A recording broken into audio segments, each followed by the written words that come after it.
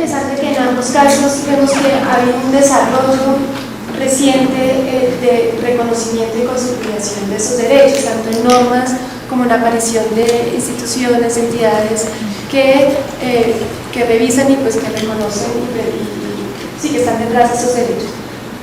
Pero frecuentemente en la aplicación concreta, en casos concretos, esos derechos entran en conflictos muy grandes con visiones tradicionales de desarrollo y con otras miradas que existen. Y frecuentemente, voy a poner el caso cuando se van a construir, por ejemplo, obras de infraestructura en territorios indígenas o cuestiones que contaminen el medio ambiente. Estas obras son cuantificables. Uno puede saber cuánto puede dejar uno de ganar si no la construye o cuánto puede ganar si la construye. Pero el costo para el pueblo indígena de dejarla construir no se puede cuantificar, es invaluable de alguna manera, y lo mismo con las pérdidas ambientales. Yo quisiera preguntarles a ustedes, ¿cómo ven este problema? ¿Qué debe hacer un operador, por ejemplo, la justicia, cuando va a condenar entre estas dos cuestiones? Sí, o sea, yo creo, volviendo al punto de respeto profundo a la diferencia cultural y a lo que realmente implica el reconocimiento de esos derechos colectivos. Por ejemplo, aquí se ha dado el muy conocido caso de la lucha de los UBA, las petroleras. Se puede hacer una equivalencia entre ellos, ¿no? ¿Cuál es el interés nacional y cuál es el interés del pueblo de los UBA? Es una pregunta sobre la convencionalidad, finalmente, ¿no? Reconocer realmente en profundidad, respetar, ¿no? La indivisibilidad de esos derechos colectivos de los pueblos tiene que llevar la implicación de reconocer su derecho, de decir no, ¿no? Hemos visto un avance muy importante en la normatividad internacional en ese sentido. El convenio 169 de la OIT reconoció el derecho a la previa consulta, ¿no? Y aquí en Colombia se ha dado muchísima discusión, hay mucha jurisprudencia y mucha lucha trazada sobre el tema de la previa consulta, pero finalmente, poniéndolo en términos crudos, es que ustedes tienen el derecho a ser consultados, pero no tienen el derecho de decir no. Con la declaración de la ONU tenemos un avance muy, muy importante en términos legales que reconoce el derecho de los pueblos de ser consultados y de ser, que el consentimiento tiene que ser libre, previo e informado, ¿no? Yo no soy abogada, pero mi forma de entender lo que implica, ¿no? Ese artículo implica el derecho de decir no. Bueno, y en términos ambientales, ¿cómo hace uno para medir una pérdida inmensa, por ejemplo, de biodiversidad o una contaminación, si eso no es cuantificable? Déjame contar una historia.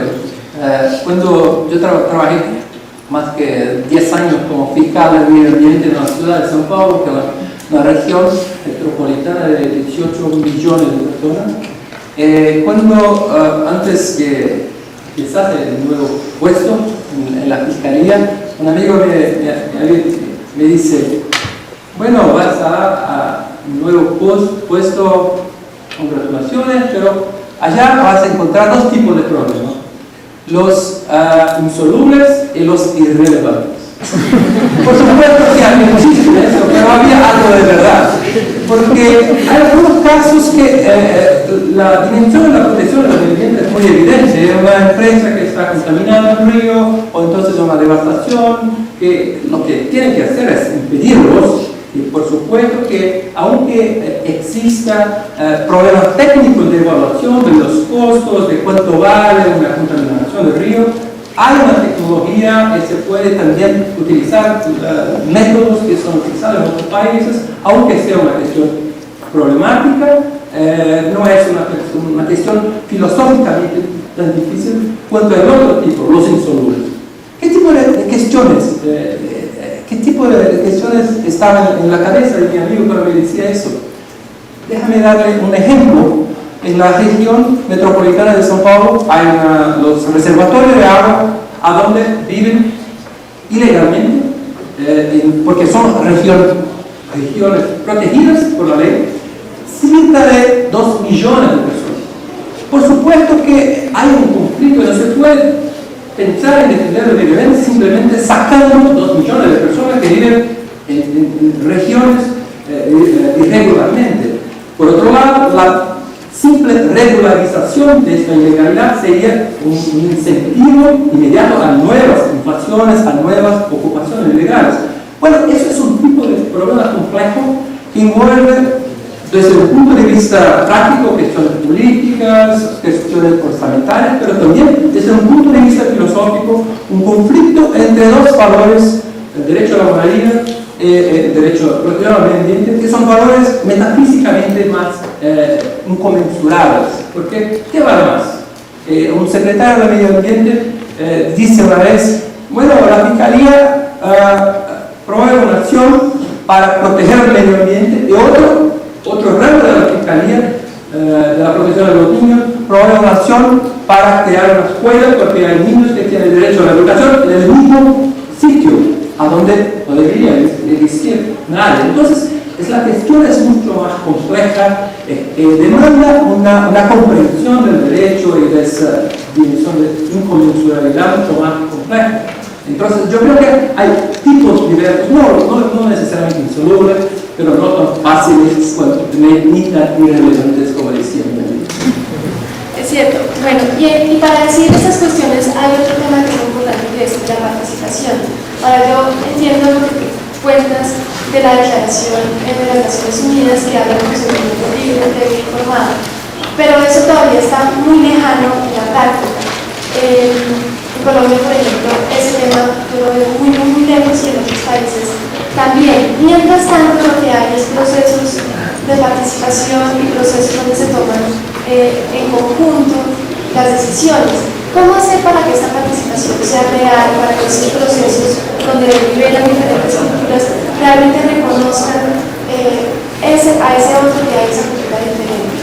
En el tema indígena y en el tema ambiental igual, porque aquí no se trata solamente de indígenas que también son afectados, sino diferentes poblaciones, vecinos de pronto de un barrio.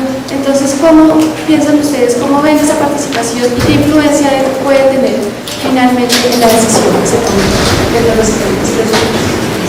Me da risa porque cada vez que vengo a Colombia, los colombianos me dicen, estamos muy lejos de resolver tal cosa, y desde otras partes de América Latina, yo vivo en México, vemos a Colombia y decimos, han avanzado muchísimo más en Colombia. Pero bueno, tomando tu ejemplo, ¿no? O sea, sí, por eso yo sé que ha tenido distintas fases, pero tal vez la primera fase de reconocimiento por parte de la Corte Constitucional colombiana de tratar de encontrar mecanismos realmente de deliberación intercultural, ¿no? Para la interpretación de prácticas del derecho indígena, ¿no? De tratar realmente de no que un sistema evalúa al otro, porque eso pone a uno en una posición de superioridad y el otro siempre es el otro, ¿no? Siempre es quien tiene que ser calificado por el sistema dominante. Estamos lejos de encontrar los mecanismos realmente de deliberación intercultural, ¿no? Es difícil, no estamos en una posición de igualdad.